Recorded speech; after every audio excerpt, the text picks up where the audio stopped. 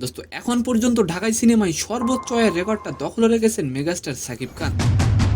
গত ঈদে রায়হান রাফি তুফান cinema gross collection ছিল 56 কোটি টাকা। দোস্ত এবার ঈদে মুক্তি পাওয়া বরবাদ সিনেমার 20 দিনের ইনকাম জানলে আপনি অবাক হয়ে যাবেন।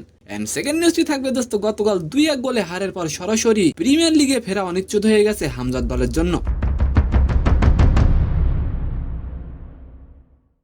তবে খেলার পর হামজা চৌধুরী কি কারণে বিপক্ষ দলের দিকে রেগে তেড়ে গেলেন, তো নিউজ দুটি জানতে আশা করি ভিডিওটি সম্পূর্ণ দেখবেন।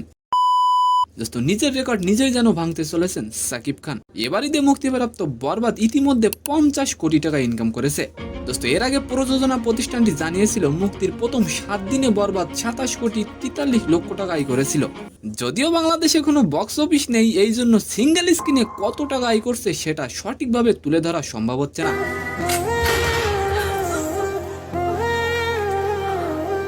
দোস্ত বিশ্বব্যাপী বরবাদ সিনেমা কি পারবে 100 কোটি টাকা কামাতে? অবশ্যই আপনি কমেন্ট করে যাবেন।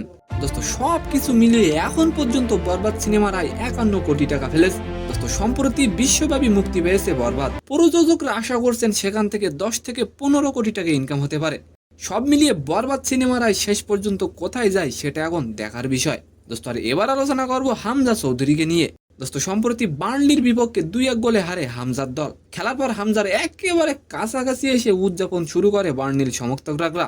এ সময় বার্নলির খেলোয়াড়রাও হামজার বিপক্ষে তর্কে জড়িয়ে পড়ে। একটা সময় নিজের উপর নিয়ন্ত্রণ হারিয়ে বিপক্ষ দলের দিকে রেগে তেড়ে যান হামজা চৌধুরী। পরে পুলিশ এসে তাকে সরিয়ে নেন। তো সম্মানিত দর্শক, আজকের ভিডিওটি কেমন লাগলো অবশ্যই কমেন্ট বক্সে জানাবেন। আর ভিডিওটি যদি ভালো লাগে অবশ্যই একটি লাইক দিয়ে আমাদের চ্যানেলটিকে সাবস্ক্রাইব করে দিবেন। ধন্যবাদ।